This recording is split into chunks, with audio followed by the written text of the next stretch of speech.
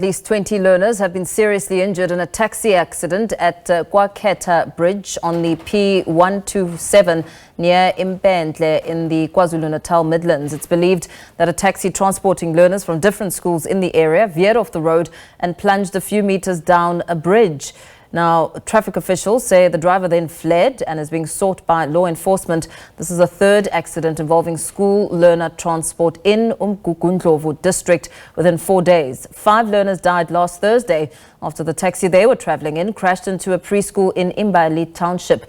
Ndabezinhle Sibiya, KZN Transport Department spokesperson, joins us for more. A very good evening to you. Thank you so much for your time. I mean, so many incidents happening in such a short space of time. What is your reaction to this? Well, very unbelievable.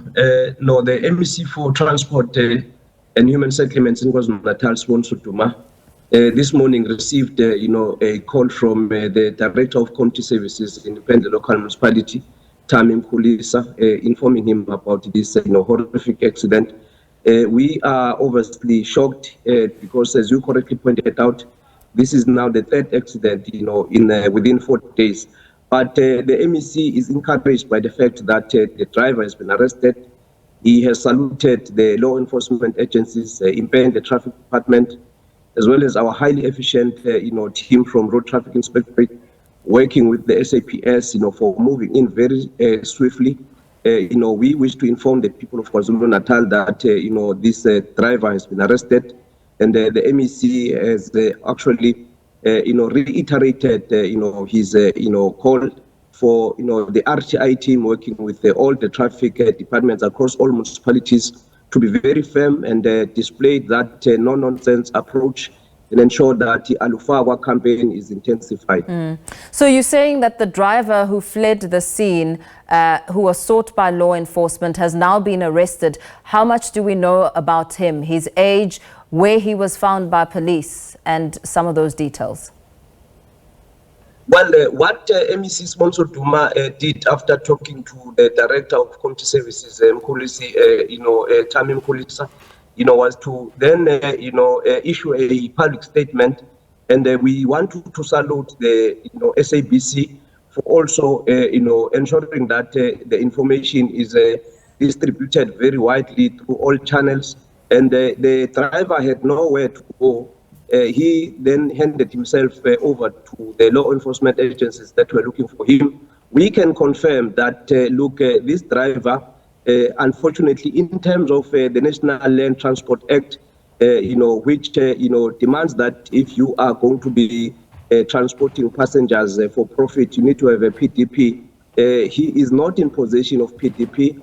He is also not in possession of a driver's license. He's only in possession of a learner's license. So the MEC sponsor to me said, let's allow the law enforcement agencies, especially the SABS, to do thorough, investigation and ensure that we are able to have a successful conviction.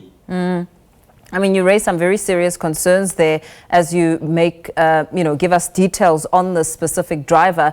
But this is just one driver, and, lives have been lost in the interim as we look at the tragedies that have unfolded with school transport in the area.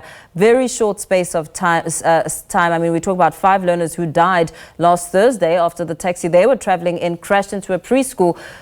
That talks to some attention needed in the scholar transport, the learner transport space. What are you going to be doing to ensure that there is better compliance, and that, to begin with, that a learner driver without the correct details is not able to transport children and destroy lives? Quite correct. I think your handling of this question is what, the MEC sponsor has been, talking about over the past couple of days, an integrated approach involving, the mayors. When, the MEC visited Imbali township on Friday, he was accompanied by the mayor of Umgungundlovu District, Zuma.